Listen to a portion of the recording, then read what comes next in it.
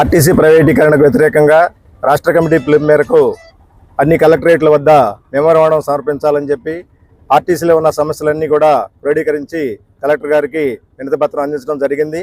ముఖ్యంగా మా డిమాండ్స్ ఏంటంటే ఎలక్ట్రికల్ బస్సుల పేరుతో ఉన్న డిపోలు ఎత్తేసి వాళ్ళని అన్నింటినీ కూడా ప్రైవేట్ వాళ్ళకి అప్పగించి ప్రైవేటైజేషన్ చేయడానికి అటు సెంట్రల్ గవర్నమెంట్ నుంచి మాకు ఫండ్స్ వచ్చినాయి, వాటి తద్వారా మేము బస్సులు నడుపుతున్నాం, అందువల్ల ప్రైవేట్ ఆపరేటర్లు ఇవ్వడం చెప్పడం జరుగుతుంది. అది కరెక్ట్ కాదు.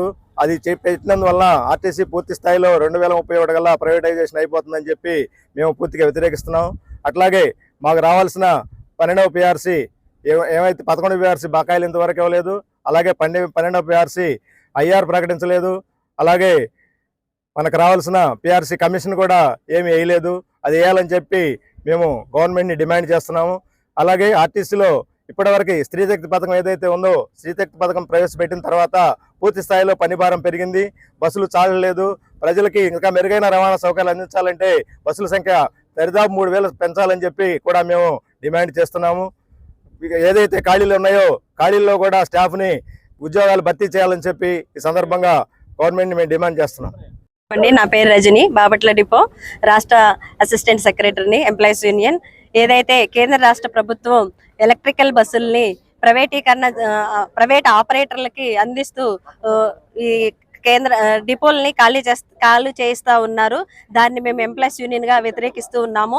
మేము ఎటువంటి ప్రభుత్వ పథకాలకి వ్యతిరేకం కాదు. స్త్రీశక్తి పథకం పెట్టినా కూడా ఆర్టీసీ ఎంప్లాయీసే చాలా నిబద్ధతతో కూడి తక్కువ బస్సులు ఉన్నా సరే, ఇప్పటికీ అంతకుముందు అయితే స్త్రీశక్తి పథకం పెట్టకముందు సుమారుగా రోజుకొచ్చి 35 లక్షల మంది ప్రయాణిస్తూ ఉంటే, స్త్రీశక్తి పథకం పెట్టాక సుమారుగా 25 లక్షల మంది పైచిలుకు ప్రయాణికులు రద్దీ పెరిగింది. 60 లక్షల మంది రోజుకొచ్చి ఈ రోజు స్త్రీశక్తి పథకం పెట్టాక ప్రయాణిస్తూ ఉన్నారు ఆర్టీసీ బస్సుల్లో. కానీ అప్పుడున్న బస్సులు ఇప్పుడు లేవు, అన్ని స్క్రాప్ అవుతా వచ్చాయి, స్టాప్ కూడా తగ్గుతూ వచ్చారు. కనీసం ఇప్పుడున్న రద్దీకి తగ్గట్టుగా 3000 బస్సులను తీసుకుంటే ఇప్పుడున్న ప్రజలకి మెరుగైన రవాణా సౌకర్యాన్ని మనం అందించవచ్చు. అదే విధంగా స్టాఫ్ ఇంతవరకు 2012 నుంచి రిక్రూట్మెంట్ లేదు. ఇప్పుడు కనీసం 10,000 మందిని అయితే స్టాఫ్ ని రిక్రూట్మెంట్ చేసుకుంటే అది అప్పుడు ఆర్టీసీని మనము ప్రజలకి అనుగుణంగా, సౌకర్యాలకు అనుగుణంగా ప్రభుత్వం ఏదైతే ప్రజలకి మంచి చేయాలనుకుంటున్నాం అలాంటి చేయటానికి అవకాశం ఉందని చెప్పి మేము భావిస్తా ఉన్నాము.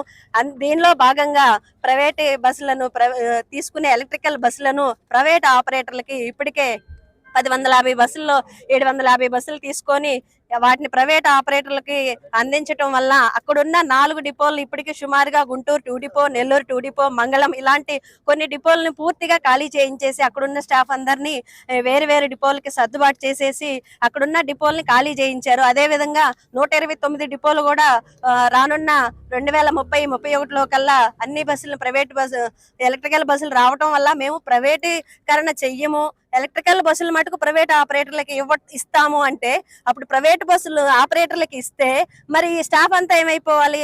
అది ప్రైవేటీకరణ కాకుండానే అవుతుంది అన్నట్టుగా మన ఆర్టీసీ చైర్మన్ గారు నిన్న ఇచ్చినటువంటి మీడియాలో చెప్పి ఉన్నారు. దీన్ని మేము ఎంప్లాయీస్ యూనియన్ గా వ్యతిరేకిస్తా ఉన్నాము. మా ఎంప్లాయీస్ ఆర్టీసీ ఇంతకాలం మేము మా ఐఆర్ల కోసం లేదా మా కార్మికుల సమస్యల కోసం పోరాడాము. కానీ ఇప్పుడు మా ఆర్టీసీ మనుగడనే కాపాడుకోవటం కోసం, ఆర్టీసీ సంస్థని కాపాడుకోవటం కోసం అందరం ఆర్టీసీ స్టాఫ్ మొత్తం రోడ్లు ఎక్కాల్సిన పరిస్థితి ఉంది. దయచేసి మన సీఎం గారు మా యొక్క ఆర్టీసీ స్టాఫ్ ఆవేదన అర్థం చేసుకొని వచ్చి ఇచ్చేటువంటి ఎలక్ట్రికల్ బస్సులను ఆర్టీసీ ద్వారానే కొని ఆర్టీసీ ద్వారానే నిర్వహించాలని చెప్పేసి ఈ స్త్రీశక్తి పథకం ద్వారా మేము అప్లై చేస్తా ఉన్నాం. ఈ స్త్రీశక్తి పథకం ద్వారా నెలకి 300 కోట్లు మాకు ఆర్టీసీకి ఇస్తా ఉన్నారు. దానిలో కానీ అది 160 కోట్లు మాత్రమే ఇస్తున్నారు, 140 కోట్లు ఆపేస్తున్నారు. అదే మొత్తం ఇస్తే ఆర్టీసీ బస్సులు మా ఆర్టీసీ సంస్థే తీసుకొని దాన్ని రన్ చేసి మెరుగైన సేవలను ప్రజలకు అందించే అవకాశం చాలా ఉంటదండి. ఆర్టీసీ వాళ్ళకి చాలా కోట్ల విలువ చేసే స్థలాలు ఉన్నాయి. వాటిని కూడా మీరు దృష్టిలో పెట్టుకొని ఈ ప్రైవేట్ ఆపరేటర్లకు ఇచ్చే అటువంటి ప్రయత్నాన్ని మానుకొని ఆర్టీసీ కుటుంబాలన్నిటికీ న్యాయం చేయాలని మనస్ఫూర్తిగా ఆర్టీసీ ఎంప్లాయీస్ యూనియన్ తరపున సీఎం గారికి విజ్ఞప్తి చేస్తా ఉన్నాం. జిల్లాల కలెక్టర్ అధికారులందరూ కూడా ఆర్టీసీ ఎంప్లాయీస్ అసోసియేషన్ వినతి పత్రాలు ఇచ్చే కార్యక్రమం రాష్ట్ర కమిటీ పిలుపు మేరకు ఈరోజు జరుగుతూ ఉంది. దాంట్లో భాగంగా మన బాపట్ల జిల్లాలో కూడా కలెక్టర్ గారికి రాష్ట్ర కమిటీ పిలుపు మేరకు వినతి పత్రం సమర్పించడం జరిగింది. ప్రధానమైన డిమాండ్స్ ఏంటంటే ప్రైవేట్ ఏజెన్సీలకి ఎలక్ట్రిక్ బస్సుల్ని అప్పగించడం, ప్రైవేట్ ఏజెన్సీలకి డిపోలను ఖాళీలు చేసి అప్పగించడం, వీటిని వ్యతిరేకిస్తూ ఉంది ఆర్టీసీ ఎంప్లాయీస్ అసోసియేషన్. అంటే పొమ్మనకుండా పొగబెట్టే విధంగా మొత్తం రంగాన్ని ప్రైవేట్ పరం చేయాలనేటువంటి ప్రభుత్వ ఎత్తుగడని మనం వ్యతిరేకిస్తూ ఉన్నాం. ఈ సందర్భంగా ప్రజలకు కానీ అటు ప్రభుత్వానికి కానీ అప్పీల్ చేస్తూ ఉన్నాం.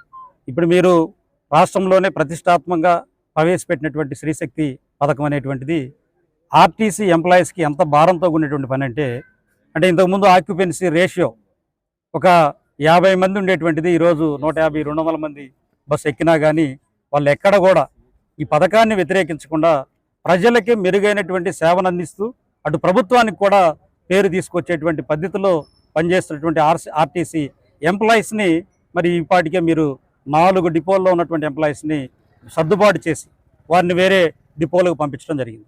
అదేవిధంగా రాష్ట్ర వ్యాప్తంగా మీరు మరి ఎలక్ట్రానిక్ బస్సులు తీసుకురావడం మంచిదే, ఇంధనాన్ని పొదుపు చేయడం మంచిదే.